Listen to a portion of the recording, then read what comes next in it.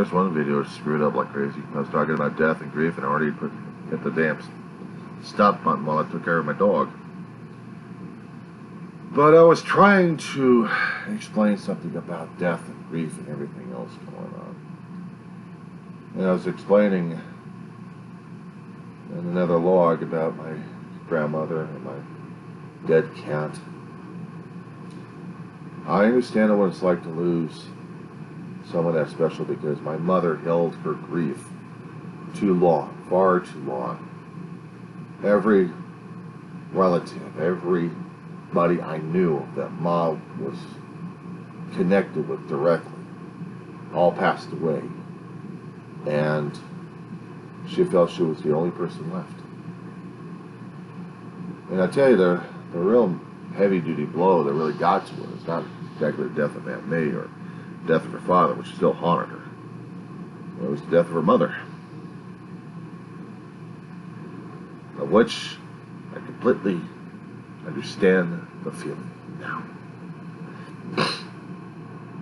I understand it more and more every day, and it's hard. It's hard to deal with that kind of pain on a constant level, and still try to function, still try to laugh, still try to have a life. Because somewhere deep inside you still miss your loved ones. My neighbors are going to walk through that. When you're a caregiver for far too long, it hits you harder than hell. And it'll be with them for a long while. I give them space. I give them time to grieve. They will eventually need to seek out some other people, but maybe I won't be one of them, but that's fine. That's fine. It just caught me off guard, because all the other memories came back. How to deal with my grandmother, how to deal with the way she was, and my mother, the way she was. My grandmother, before she passed away, had a stroke that paralyzed her on one side. Her left side wasn't functioning anymore, neither was her brain, part of it anyway, while the right side was still working. Sorry. Itchies I had to get out of my ears.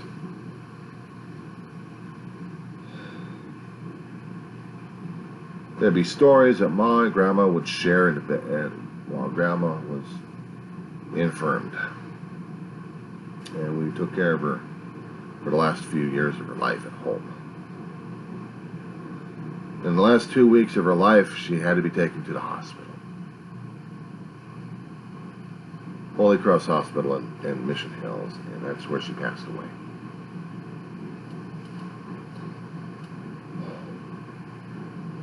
But yeah, it is pretty damn hard. While we were taking care of Grandma in her life, she was calling out for Fred. Fred was a young boy she knew back in Tinton, Minnesota. And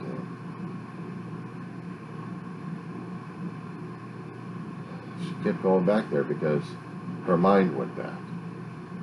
Her memories of the past, not of recent, but the extended, were in there. She would share stories with Mom. David listened to some of those stories. David tried to tell me some of those stories, what was going on. I wish I kept up with those stories in the first place. I realized they'd be a part of my past at this point, but they weren't. I would have had clues to my family's history. How my mother and my grandmother, my great aunt lived, how they survived.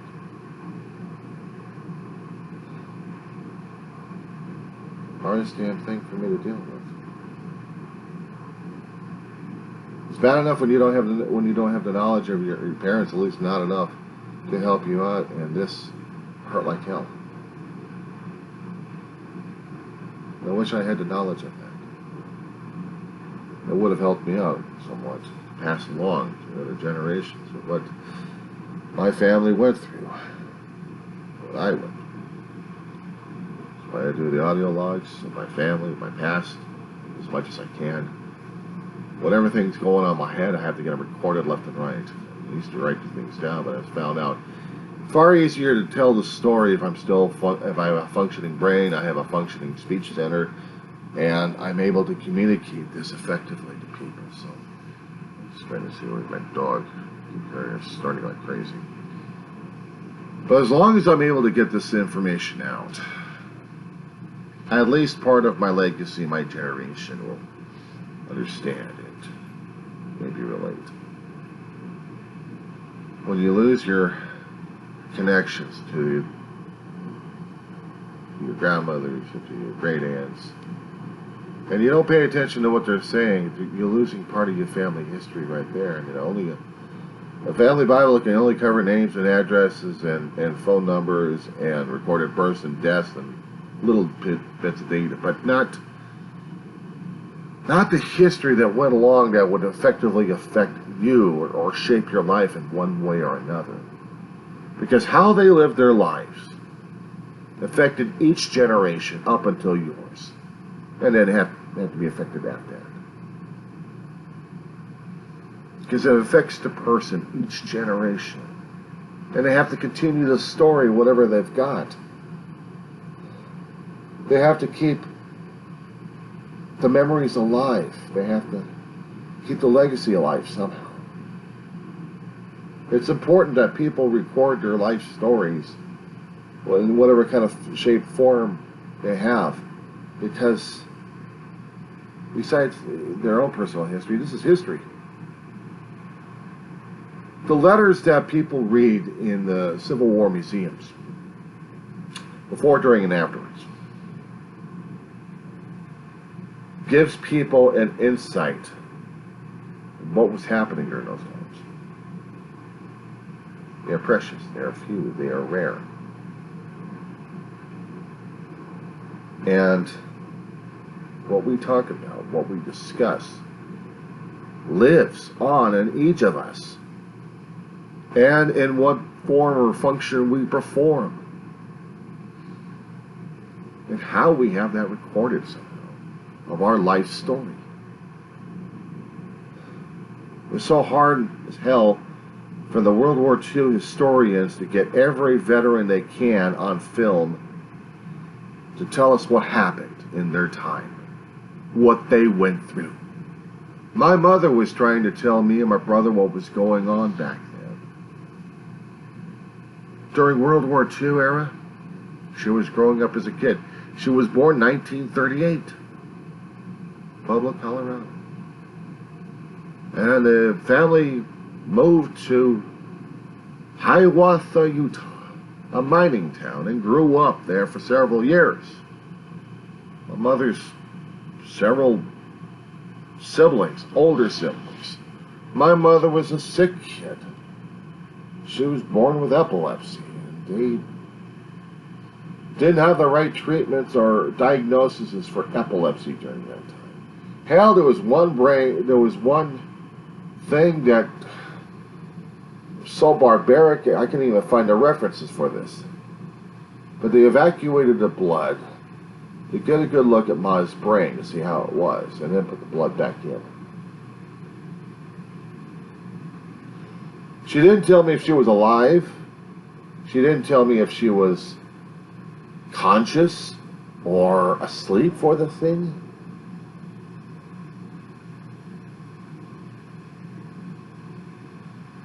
In order to get some kind of reading on her.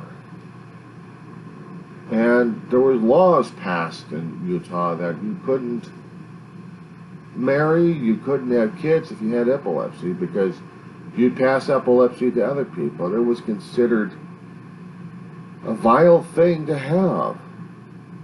And Ma was constantly sick. Her grandma constantly took care of her. Some of the siblings she had always kind of felt sorry for her. Some of them actually looked after her a great deal more. And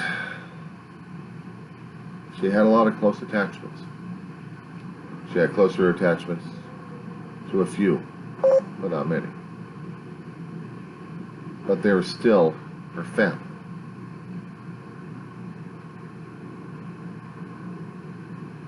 She was a teenager. She was wooed away by a handsome soldier. Took her at the age of either 14 or 15 and married her. Brought her to Texas. Years later, my brother was born. My grandmother was pissed. My mother grew up in a coal mining town with one shack room that actually had a school and a church at the same time. When you watch Little House on the Prairie, sometimes it was just like that, but this was a mining town. This was a mining town.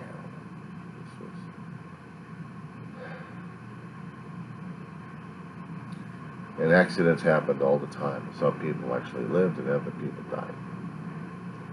But none of my relatives during that time died, thank God. It was also during the war and then after the war. The United States Coal Company. The mines are still there, but the population's dwindled down to a handful. Town's almost non-existent off the map. But people still live there. Descendants live there. Not many, but some. And the people that would know my mother are already gone, are already dead. So I can't trace history through that. I can only tell them what my mother was trying to tell me. There was a guy named Eldon Leidig. That was the only surviving guy, and he passed away. It would be the only person that would verify my mother's story. He's gone. Would have been my mother's age. My brother, on the other hand, he had relatives somewhere in Pecan Gap, Texas. He was born in Dallas, but I think his relatives scattered about. Some of them were in Pecan Gap. He kept telling me some of his relatives are also dead over there too, buried. You know, his father was buried somewhere in there. My brother said, well, there were more of your family at this point, John, than the others. Well, I hope so. But they wouldn't know me anyway. I don't know them. I know of, but not them. But it's important to understand that when you have the loss of family, you also have the loss of your own self and your own identity. Because how you were raised was how your family was raised and how they were raised and onwards, if you look at the pattern. Each trait, each skill set, everything that made them also made you. And it's hard to realize this until later on when you do self-inspection, reflective. Looking yourself in the mirror and wondering what's going on. And then sometimes you get the answer one way or another. So before, when I saw the death, I felt a body being wailed out. The memories.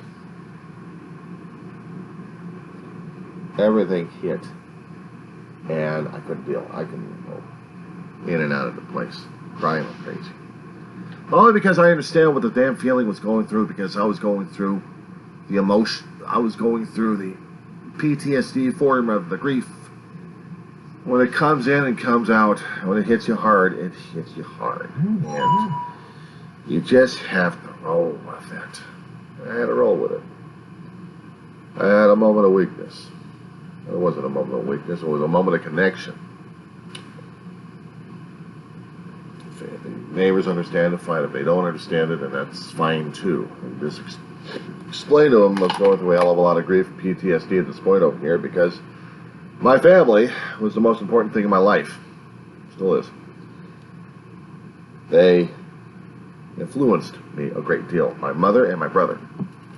And to ignore that is to ignore part of my history, part of my heritage, my background, how I grew up into this stage right now.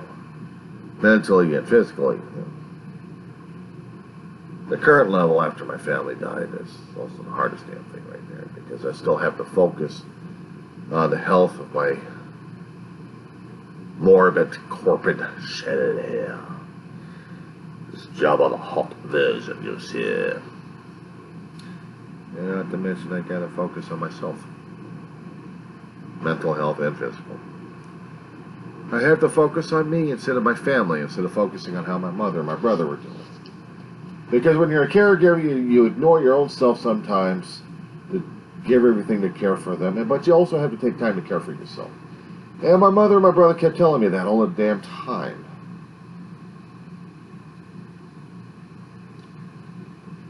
I just never paid attention to it much. Still haven't. I know I had a thing against doctors. I know I had a thing against doctors trying to save my ass.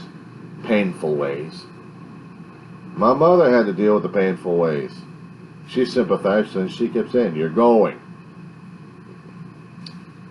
I can always hear her in my head, and I can also hear my brother in my head saying, "Where's your faith in God?" Oh, that's another topic right there. That's another video right there. Suffice it to say that in dealing with your own issues regarding death, your own family, I was trying to find a reason why I do these videos. I was trying to find a reason why I do the audios. Well, the audios is for what I let loose. I really let loose. And everything else comes out on the audio recordings I've got stored. But when it comes out for video and I'm posting them either on Facebook or YouTube or both, I have to keep it under community standards. So the language has to be clean, but not all that much. Not all that much. Anyway,